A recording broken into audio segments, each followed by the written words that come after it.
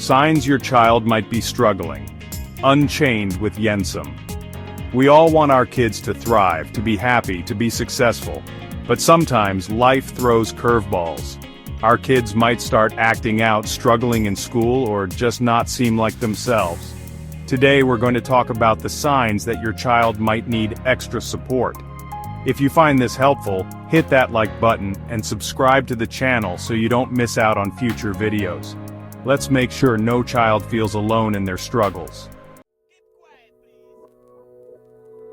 Let's talk about behavior because that's often our first clue that something's not quite right. Sudden outbursts of anger, for example. I'm talking about explosive anger that seems to come out of nowhere. Then you've got withdrawal. Your once social butterfly is now spending all their time alone in their room, avoiding family and friends. And then there's clinginess.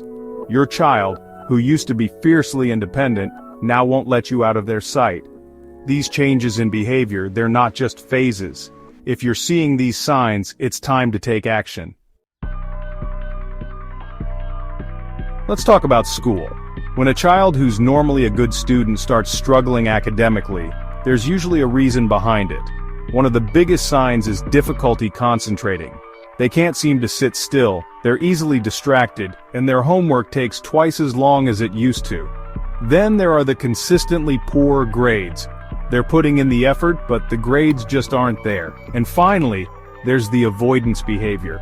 They avoid doing their homework, make excuses to get out of going to school, and shut down whenever you try to talk to them about it.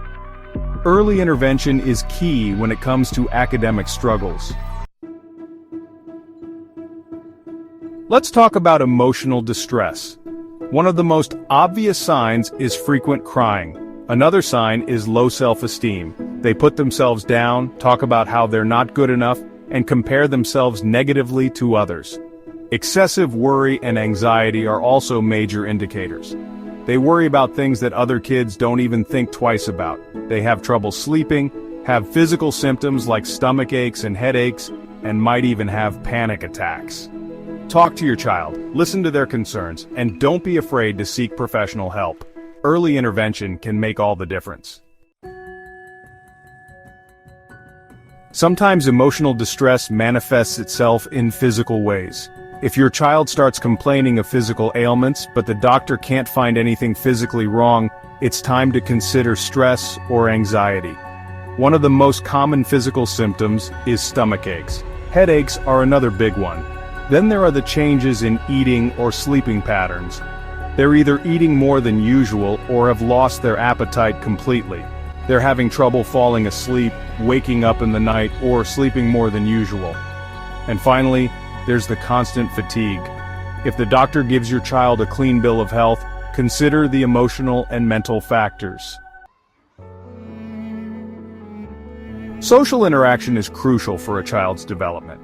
But for some children, socializing doesn't come naturally. They might struggle to make friends, avoid social situations, or have frequent conflicts with their peers. One of the first signs is difficulty making or keeping friends. They might be shy or withdrawn, or struggle to understand social cues and boundaries. Then there's the avoidance of social interactions. They'd rather stay home and play by themselves than go to birthday parties or playdates. Conflicts with peers or authority figures are also a red flag. If you're noticing these signs consistently, it's time to intervene. Let's talk about regression. Regression is a defense mechanism, a way for children to cope with stress, anxiety, or trauma. One of the most common signs of regression is bedwetting. Thumb sucking is another common regression behavior. Then there's the loss of previously mastered skills. They might have been talking in full sentences, but now they're back to using baby talk. They might have been dressing themselves, but now they need help getting dressed. And finally, there's the resistance to activities they used to enjoy.